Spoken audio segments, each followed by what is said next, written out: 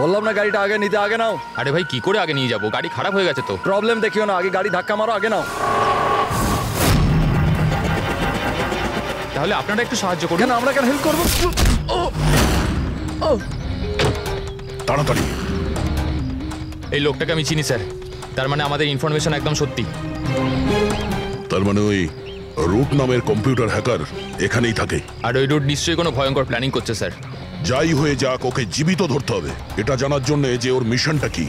আর এই মিশনে তোমাদের দুজন সাইবার কপকেও কাজে লাগবে। তুমি ইয়েস স্যার। এই বাইরে গেটে দাঁড়িয়ে থাকবে। Okay sir. নজর রাখবে। চলো।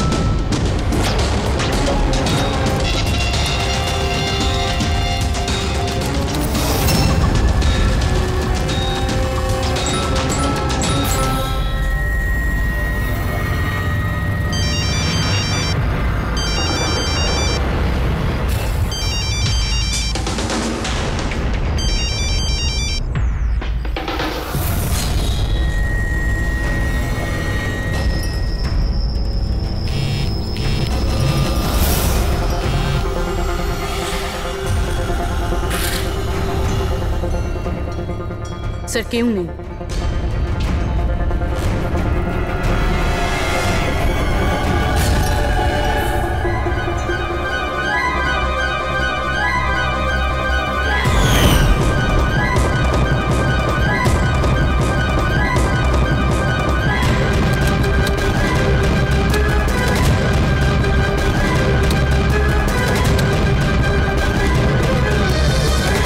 হ্যাঁ ফ্রেডি। স্যার সব জায়গা খুঁজে নিয়েছি, কেউ কোথাও নেই। খবর তো ভুল হবে না, এখানেই কোথাও হতে হবে। ঠিক আছে দেখি।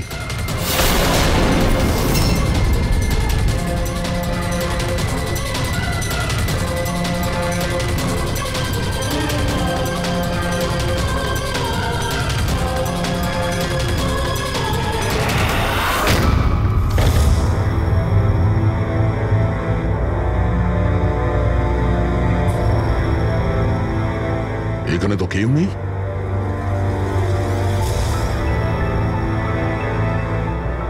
চেয়ার এখনো গরম আছে, মনে হচ্ছে এইমাত্র এখানে কেউ ছিল। তাহলে স্যার সময় মতো পালালো কিভাবে? স্যার আমরা তো বাংলোটার চারদিক থেকে ঢুকলাম, কাউকে তো এখান থেকে বেরোতে দেখিনি। স্যার হ্যাঁ স্যার এই মনিটরটা দেখুন, এটা তো বাড়ির আশেপাশের ফুটেজ। ও আমাদের দেখে পালিয়ে যায়নি তো? হতে পারে, ও খুব একটা দূরে যায়নি। একটু এই জায়গাটাকে ভালো করে চেক করো। আর পুরবি এই কম্পিউটারটা চেক করো, দেখো কি পাওয়া যায়। ততক্ষণ আমি গেটে গিয়ে দেখছি।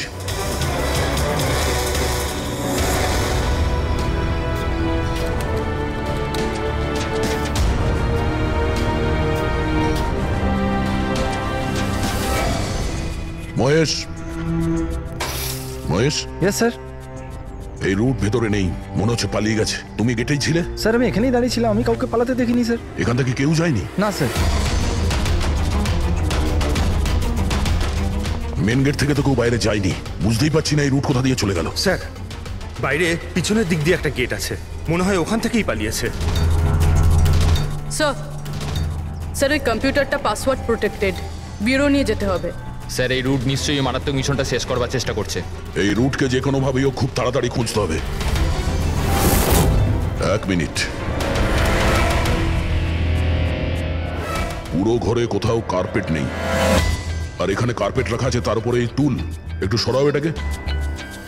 স্যার স্যার এখানে তো একটা গুপ্ত দরজা। ফ্রেডি তুমি এখানেই থাকো এদের সাথে, আমরা ভেতরে দেখছি।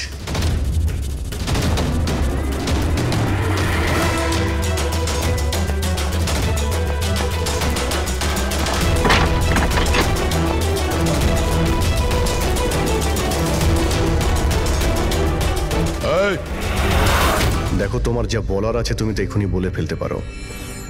আমার কিছু বলার নেই, যা কিছু বলার আমার উকিল বলবে। স্যার আমরা এই রুটের কম্পিউটার সিস্টেম অ্যাক্সেস করে নিয়েছি, আর এনক্রিপশনটাও সফল হয়েছে। জানতে পারলে কিছু? হ্যাঁ স্যার। স্যার এই গত কয়েকদিনে ইন্টারনেটে ভয়ানক কিছু ভিডিও পোস্ট করেছে স্যার। ডার্ক ওয়েবে স্যার।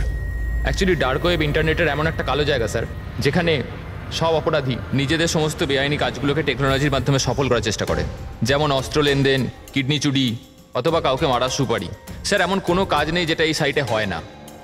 একটা কথা বুঝতে পারছি না, যখন সবাই সবকিছু জানে, সবকিছু এত খোলাখুলি হয়, তাহলে এটা আটকানোর জন্য আমরা চেষ্টা করি না কেন? স্যার এটা এত সোজা নয়। অ্যাকচুয়ালি এই সাইটে ঢোকার জন্য আমরা একটা কম্পিউটার সফটওয়্যার চাই, যেটা বাছা গোছা হাই প্রোফাইল অপরাধীদের কাছেই আছে। যেমন এই রুট? Yes sir.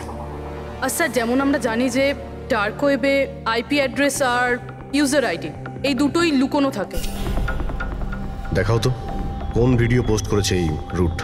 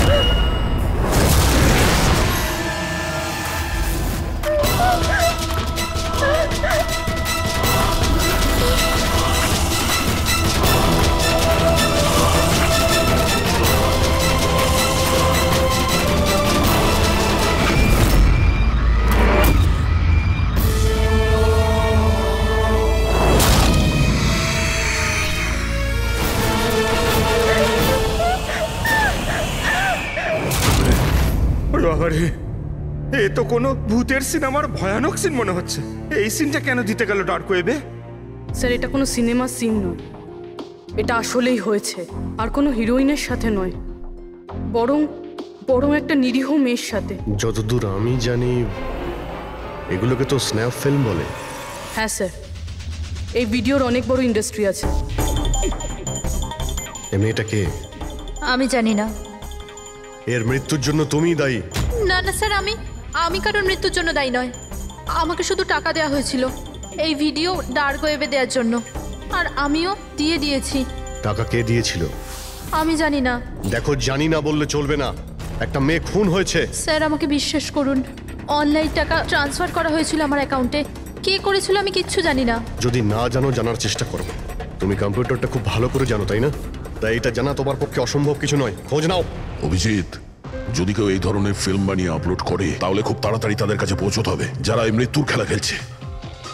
একটা কাজ করা যাক, এই মেয়েটার ছবি সমস্ত পুলিশ স্টেশনে পাঠিয়ে দিই। একবার যদি জানতে পারা যায় মেয়েটা কে, তাহলে ব্যাপারটা ক্লিয়ার হয়ে যাবে।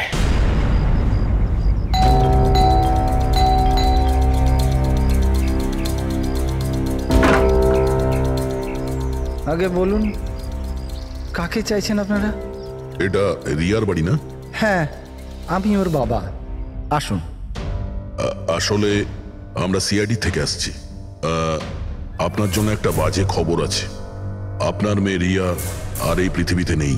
হ্যাঁ জানি, কিন্তু ওর মৃত্যুর 10 দিন পরে আপনারা কেন বলতে এসছেন এসব? আপনি জানেন যে আপনার মেয়ে রিয়া মারা গেছে?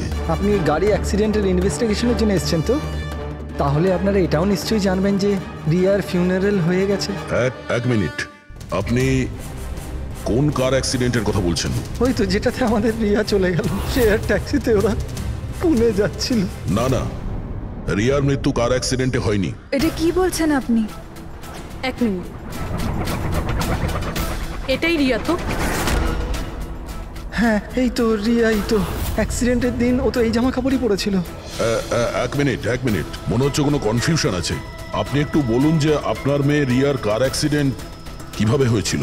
শেয়ার ট্যাক্সি করেও পুনে যাচ্ছিল, আরও 7 জন ছিল ওর সাথে। তারপর রাস্তাতেই ওদের গাড়িটার ভয়ঙ্কর অ্যাক্সিডেন্ট হয়ে যায়। পুরো গাড়িটাই ভয়ঙ্কর আগুনে পুড়ে যায়। মৃত ব্যক্তিদের তো মুখটাও ভালো করে চেনা যাচ্ছিল না। তাহলে আপনারা রিয়াকে কি করে চিনলেন? ওর জিনিসপত্র দেখে আমরা ওকে চিনতে পেরেছিলাম। আপনারা এটা বললেন না যে এই ছবি কবেকার? আসলে আমরাও জানি না যে এই ফটোটা কতদিনের, কিন্তু জানলেই আমরা আপনাদেরকে বলে দেবো। মনে হচ্ছে রিয়ার এই অ্যাক্সিডেন্ট দেখানোর জন্য করা হয়েছিল, ওর মৃত্যুর আসল কারণটা লুকানোর জন্য। স্যার, যদি রিয়ার কার অ্যাক্সিডেন্টটা একটা সাজানো ঘটনাই হয়, তাহলে বাকি যে 7 জন ওর সাথে গাড়িতে ছিল তারাও আবার রিয়ার মতোই মারা যায়নি তো? হতে পারে, ওদের ফ্যামিলির সঙ্গে কথা বলতে হবে। আমাদের ভাগ্য ভালো যে 7 জন অ্যাক্সিডেন্টে মারা গিয়েছিল তাদের মধ্যে একজনের শেষকৃত্য এখনো হয়নি। দেখা যাক ডক্টর সালুকে এই লাশ থেকে কি প্রমাণ বার করতে পারে, কিন্তু লাশটা এত বাজেভাবে জ্বলে গেছে যে মুখটা চেনা মুশকিল হবে। তোমাদের সন্দেহ একদম ঠিক, এ লাশ টনির নয়। মনেই হচ্ছিল স্যার আমাদের, কিন্তু এ কে জানতে পারলেন কিছু? না, এখনো তো জানা যায়নি লাশটা কার, কিন্তু এটা জানা গেছে এই লোকটাকে কি করে মারা হয়েছে। আমি এই বডিটা স্ক্যান করেছি, তখন জানতে পেরেছি যে এর পেটে ছুরির গভীর ক্ষত আছে। ছুরি দিয়ে? হ্যাঁ, ছুরির। আর আমার মনে হচ্ছে যে ওই ছুরির আঘাতেই এর মৃত্যু হয়েছে। মানে একজনকে ছুরি দিয়ে খুন করা হয় আর তাকে টনি বলে এদের মধ্যে ঢুকিয়ে দেওয়া হয়েছে। ওই গ্যাং আসলে কি করতে চাইছে? আর এই লোকটার মৃত্যু 3 সপ্তাহ আগে হয়েছে। ও, এই কার অ্যাক্সিডেন্ট হয়েছে 10 দিন আগে? সেটাই তো, তার মানে কারটা যখন পোড়ানো হয়েছিল তার আগেই এই লোকটার মৃত্যু হয়েছিল। 3 সপ্তাহ ধরেও লাশটাকে রেখে দিয়েছিল যাতে ওই গ্যাং এই ভয়ানক খেলাটা খেলতে পারে। আচ্ছা দয়া, আমরা একটা কাজ করি, যেখানে অ্যাক্সিডেন্ট হয়েছিল আমরা সেখানে যাই আর খোঁজ নিয়ে দেখি এক্স্যাক্টলি কি হয়েছিল ওখানে। আমি তো মজা করে গাড়ি চালাচ্ছিলাম স্যার, আর রেডিওতে গান শুনছিলাম। তখনই হঠাৎ আমি জোরে একটা আওয়াজ শুনলাম। আমি সঙ্গে সঙ্গে আমার গাড়ি থেকে বেরোলাম আর দেখলাম যে আমার সামনের একটা গাড়িতে দাউ দাউ করে আগুন জ্বলছে। আমি বুঝতে পারছিলাম না যে আমি কি করব। আচ্ছা, এই ঘটনাটা কখন হয়েছিল মনে আছে তোমার? স্যার, আমার মনে হয় হয়তো বিকেল 5টার সময়। হ্যাঁ, এটা কি করে হতে পারে? Sir, 1 second. স্যার, এই টোল ট্যাক্সের ফুটেজটা দেখুন। এখানে তো গাড়ি 3:30টার সময় ক্রস করেছিল, তাহলে এই জায়গাটা ওখান থেকে 20 কিলোমিটার দূরে স্যার। কিন্তু 20 কিলোমিটার রাস্তা অতিক্রম করতে 1.5 ঘন্টা তো লাগার কথা নয়। আর রাস্তাতে কোনো ধাবা বা হোটেলও নেই যেখানে কিছু খাবার জন্য নেমেছিল ওরা। এক্স্যাক্টলি, ঠিক মতো হলে গাড়ি এখানে 4টের সময় পৌঁছে যাওয়ার কথা, কিন্তু এখানে অ্যাক্সিডেন্ট হয়েছে 5টার সময়। তার মানে এই অপরাধ এই 1 ঘন্টার মধ্যেই হয়েছে। মানে গাড়িটাকে ওই সময় কোথাও নিয়ে যাওয়া হয়েছিল আর ওদের সবাইকে নামিয়ে গাড়ির মধ্যে 7টা লাশ রেখে দেওয়া হয়েছিল। আর তারপর গাড়িটা এখানে এনে ব্লাস্ট করিয়ে দেওয়া হয়েছে। এটা একটা প্ল্যান ছিল। স্যার, স্যার আমার মনে হয় ওদেরকে সেখানেই নিয়ে গেছে যেখানে ওই রিয়াকে নিয়ে গেছিল স্নাফ ফিল্ম বানানোর জন্য। জায়গাটা আমাদের খুব তাড়াতাড়ি খুঁজতে হবে।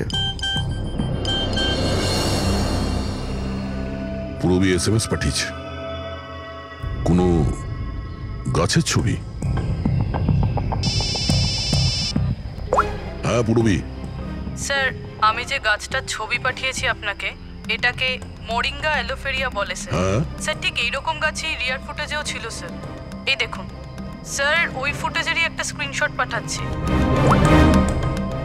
স্যার এই গাছটা মহারাষ্ট্রের দুটো জঙ্গলে পাওয়া যায়। এটা তো এক্স্যাক্টলি ওই রকমই গাছ, মহারাষ্ট্রের দুটো জঙ্গলে। কোন কোন জঙ্গলে? স্যার একটা জঙ্গল যেটা নাসিকের কাছে, আর দ্বিতীয় জঙ্গলটা যেখানে অ্যাক্সিডেন্ট হয়েছে সেখান থেকে 1 ঘন্টার দূরত্বে। আর ওই জঙ্গলটার নাম হলো প্রিফিক্স ফরেস্ট। নিশ্চয়ই এর মৃত্যুর খেলাটা প্রিফেক্ট জঙ্গলেই হয়েছে। তবে প্রিফিক্স ফরেস্ট তো একটা বড় জঙ্গল, ওখানে খোঁজা তো অত সহজ নয়। ফরেস্ট অফিসারদের সাহায্য নিতে হবে।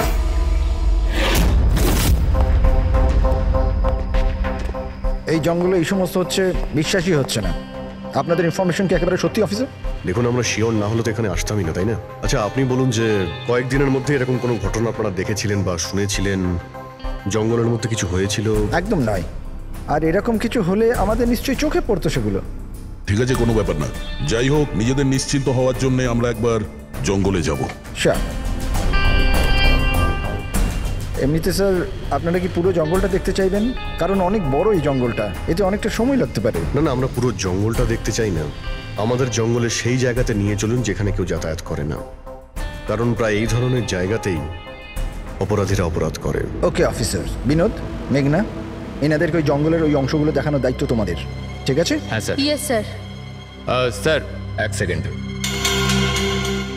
স্যার এটা দেখুন, এটা হচ্ছে জঙ্গলের সবচেয়ে ঘন এবং নিস্তব্ধ জায়গা।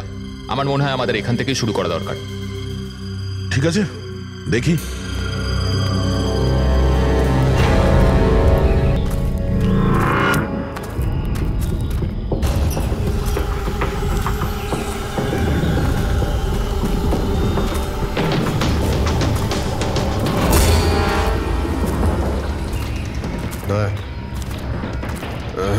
গাছের মধ্যে দেখলে?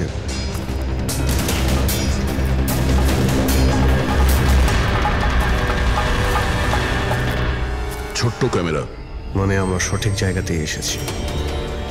এটাই সেই জায়গা যেখানে ওই ফিল্ম বানানো হচ্ছে।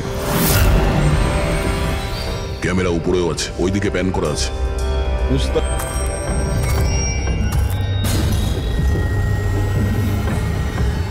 দেখো, যদি ক্যামেরা থেকে কিছু জানতে পারা যায় ওদের আস্তানার ব্যাপারে। না অভিজিৎ, এ তো হাই অ্যান্ড ওয়্যারলেস ক্যামেরা। এর থেকে জানা মুশকিল যে এর মধ্যে যে স্টোরড ফুটেজ আছে সেটা ব্রডকাস্ট কোথা থেকে হচ্ছে। আর এই জঙ্গলে জানি না আর কত ক্যামেরা আছে। দেখা যাক, এরপর কোনো ক্যামেরা পেলে হয়তো সেটা থেকে জানতে পারবো।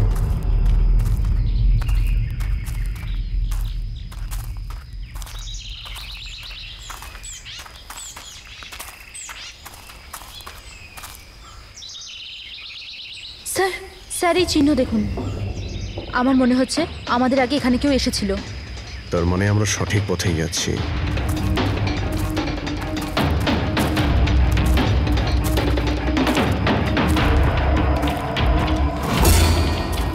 স্যার এই চিহ্নগুলো এখানে অবধি রয়েছে। স্যার এর মানে ওদের আড্ডা এখানেই কোথাও রয়েছে।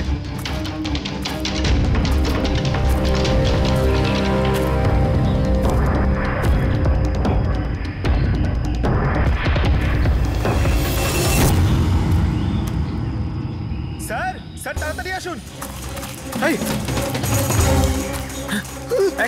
এক মিনিট স্যার, 1 সেকেন্ড। ভয় পেও না, আমরা সিআইডি অফিসার্স। ওঠো। উঠে এসো। ওঠো। স্যার আপনারা সিআইডির লোক, আমাকে বাঁচান স্যার।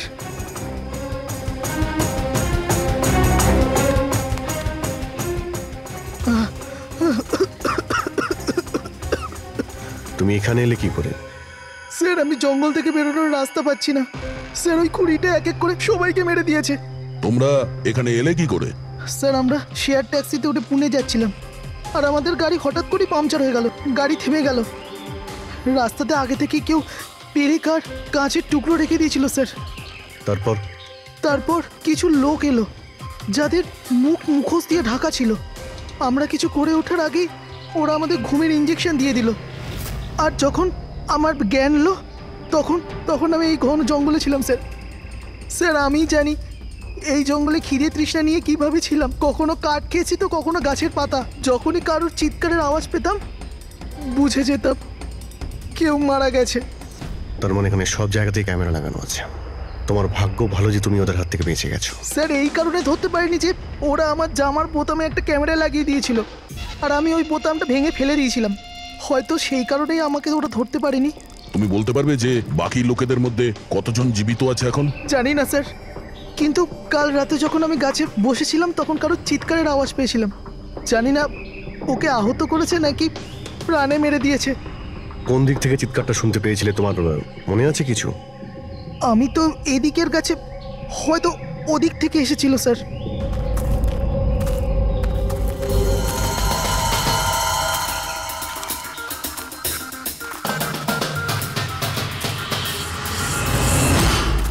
স্যার, রক্ত।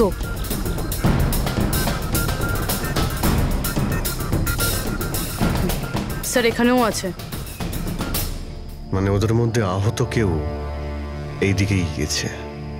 স্যার, স্যার এই দেখুন, রক্তের কিছু দাগ এদিকে গেছে।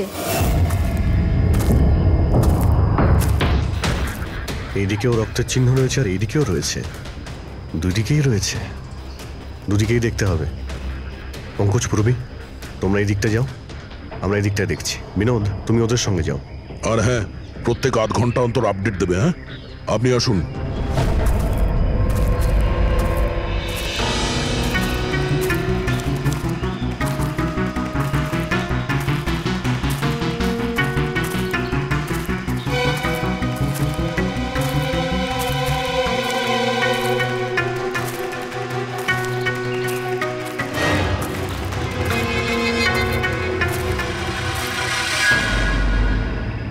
এক মিনিট, ওটা কি?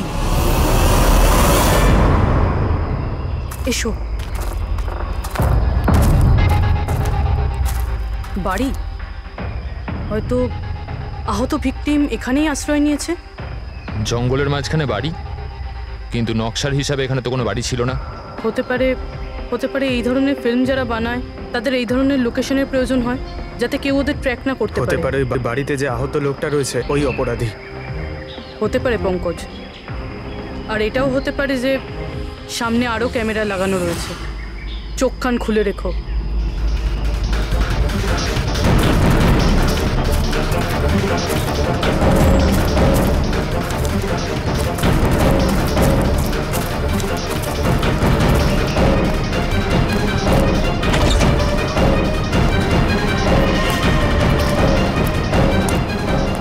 পঙ্কজ, টর্চ।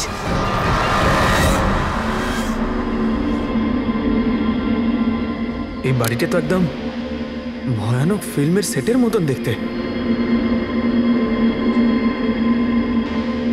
এই দেখো, ওই আহত ভিকটিমকে এখানেই নিয়ে আসা হয়েছে। ওই আওয়াজটা শুনলে? ভিতর থেকে আসছে।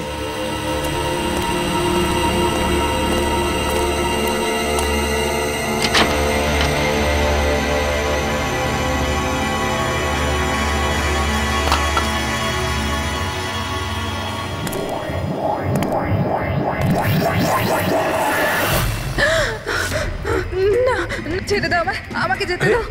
বেরিয়ে এসো। না, আমার কাছে এসো না, আমি কিছু করিনি। দেখো, আমরা সিআইডি অফিসার, ভয় পেও না। এসো, কিচ্ছু হবে না তোমার। এসো এসো।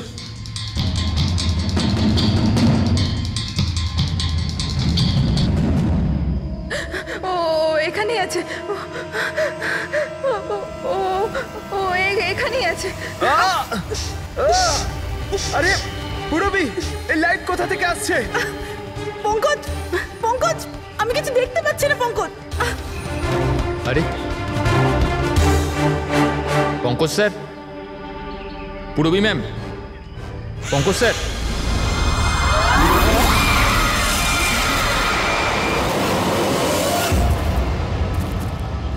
স্যার, রক্তের দাগ তো এখানে এসে শেষ হয়ে গেছে। কিন্তু এটা কি করে হতে পারে?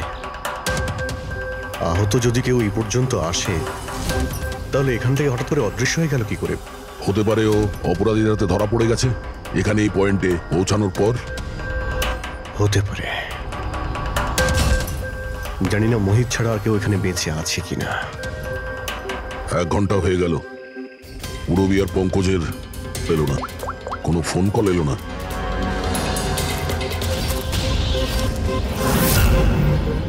পুরবী ফোন তুলছে না। হ্যাঁ পঙ্কজ, দেখছি। পঙ্কজও ফোন তুলছে না। আরে ওরা আবার কোনো সমস্যায় পড়েনি তো? চলো গিয়ে দেখি, চলো। এইদিকে রক্ত আছে মানে এইদিকেই গেছে।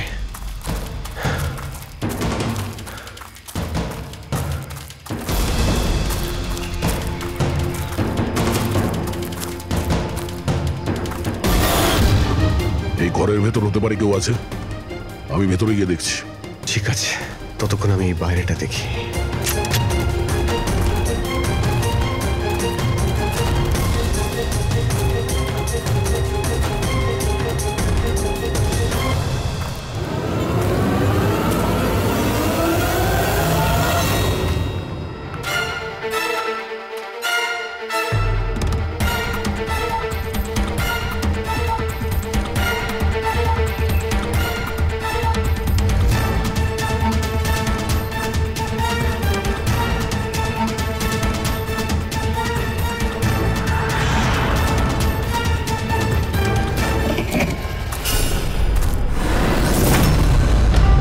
পঙ্কজের ব্যাগ।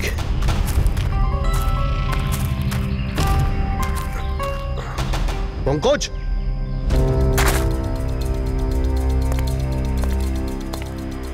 পঙ্কজ,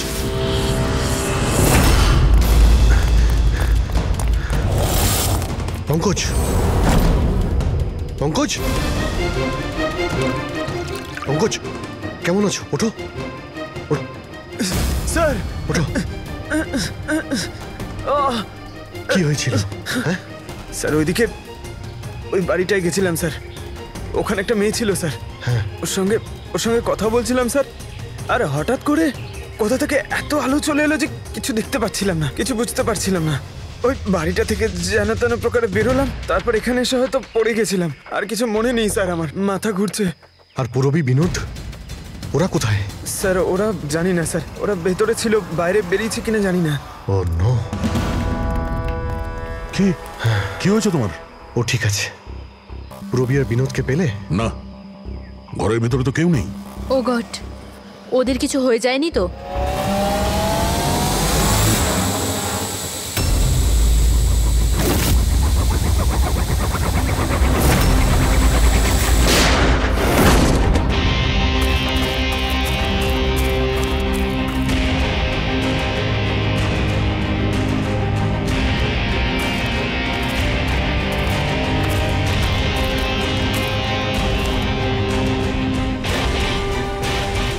ব্যাপারটা তো খুব জটিল হয়ে যাচ্ছে।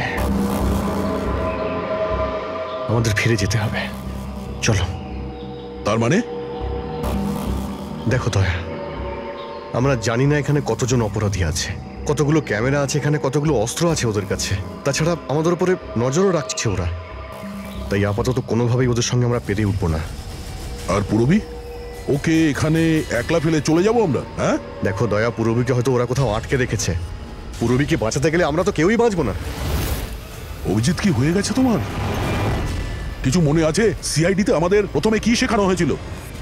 এটাই কি সবার আগে নিজের বন্ধুকে পেছনে ফেলে এসো না, যদি বেঁচে থাকে কিংবা মরে যায়। আরে দয়া, সবকিছু রুল বুক অনুযায়ী করা যায় না।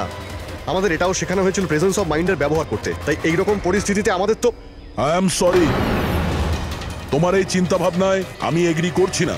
আই এম সরি, তুমি যদি যেতে চাও চলে যাও। পুরবীকে ছাড়া আমি এই জঙ্গল থেকে বেরোতে পারবো না। দেখো দয়া, জেদ করো না। আমরা এটাও জানি না যে পুরবী বেঁচে আছে নাকি ও কোথায় আছে এখন। অভিজিৎ ও একজন সিআইডি অফিসার, এত সহজে হার মানবে নাও। বেচারি একাই লড়ছে ওই অপরাধীদের সঙ্গে। আর এখন যখন আমাদের সব থেকে প্রয়োজন ওর, আমরা পেছন ঘুরিয়ে চলে যাব। প্রয়োজনীয় এটাই যে যারা ওদের হাতে এখনো ধরা পড়েনি তাদেরকে আমরা যেন বাঁচাতে পারি, ব্যাস। দেখো দয়া, তুমি পুরবীর কথা বাদ দাও আর এখন চলো আমার সঙ্গে। আমরা পরে আবার প্ল্যান করে এখানে ফিরে আসবো, এখন চলো। এর হলোটা কি? এই ধরনের বিহেভ করছে?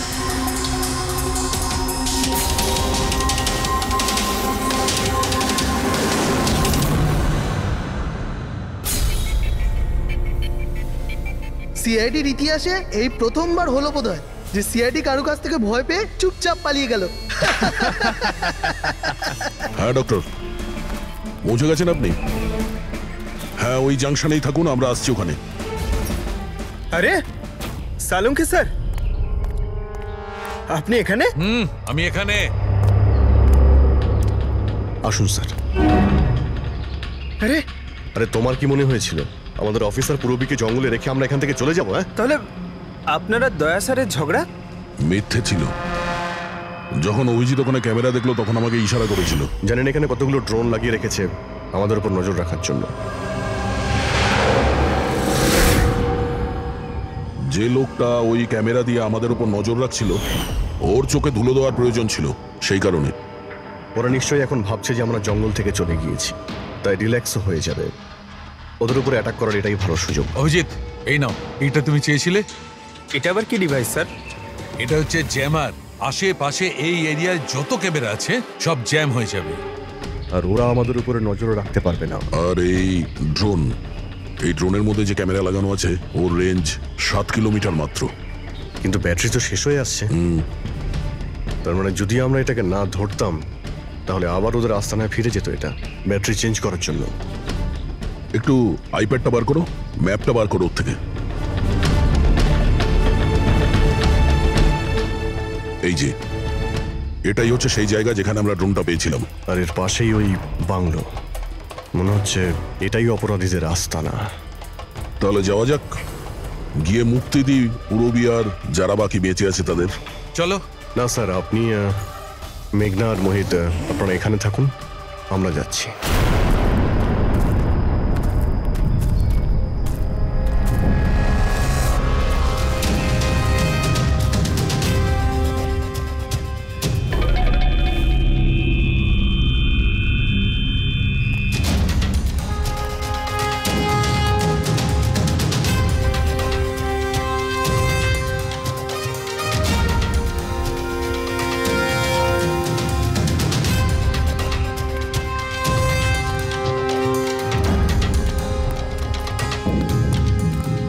আরে ভাই, সিস্টেমটা বন্ধ হয়ে গেল কি করে? দেখ না একটু, ভিতর থেকে আওয়াজ বন্ধ কি আসছে। করে হলো পুরো সিস্টেম?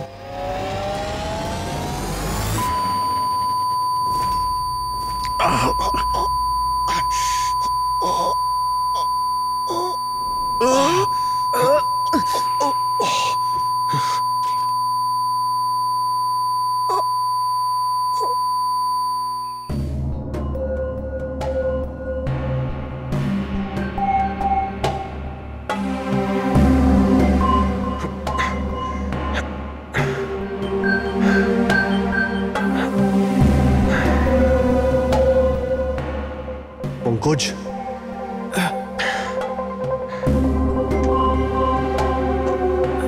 পঙ্কজ,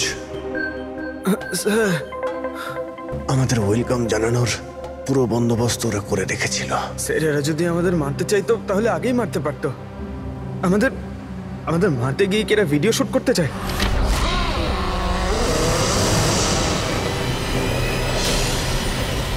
এই স্যার, দাঁড়াও। স্যার,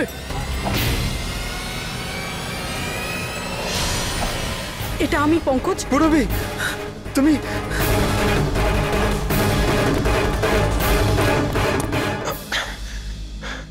তুমি ঠিক আছো? হ্যাঁ স্যার। ওরা কোথায় আছে? স্যার ওদিকে।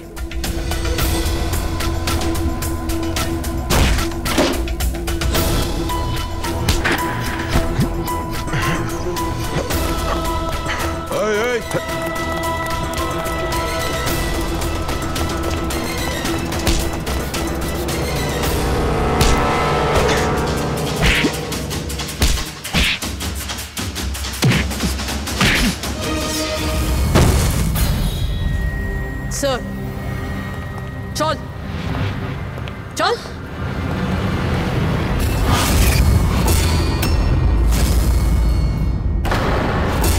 মেঘনা, তুমি? বাহ, আমরা তো ভাবছিলাম যে আমরা অপরাধীর চোখে ধুলো দিচ্ছি, কিন্তু কে জানতো যে আমরা অপরাধীকে সঙ্গে নিয়ে ঘুরছি। আপনারা এখানে কি করে? কে ছাড়িয়েছে আপনাদের? সিআইডিকে আটকে রাখা এত সহজ নয়। সুযোগ বুঝেই আমি ওই জানলাটা ভেঙেছি আর ওখান থেকে বাইরে বেরিয়ে গেছি।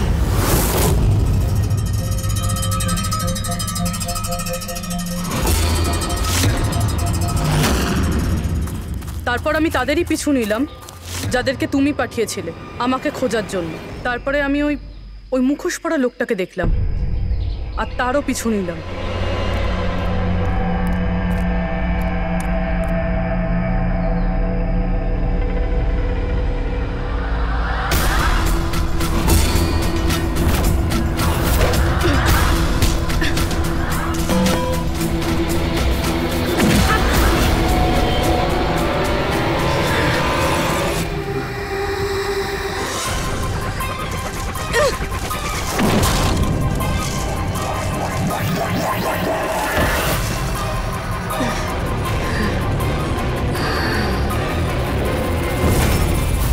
কিছুক্ষণ বাদে যখন আমার জ্ঞান এলো তখন আমি দেখলাম যে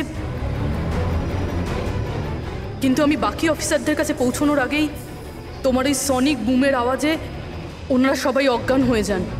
ওটা তো আমার ভাগ্য ভালো ছিল যে আমি দূরে ছিলাম, তাই ওটার আওয়াজে কোনো প্রভাব পড়েনি। আর তারপরে আমি ভাবলাম যে ওই মুখোশটাকেই আমার অস্ত্র করলে কেমন হয়।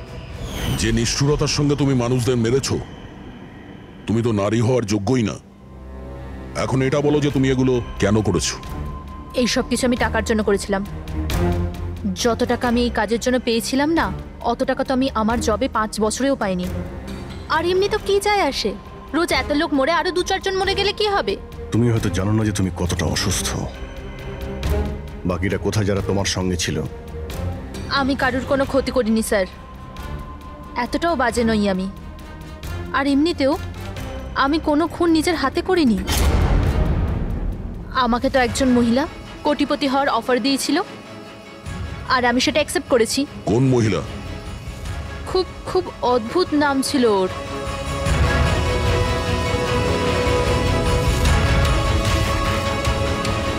রুট। রুট?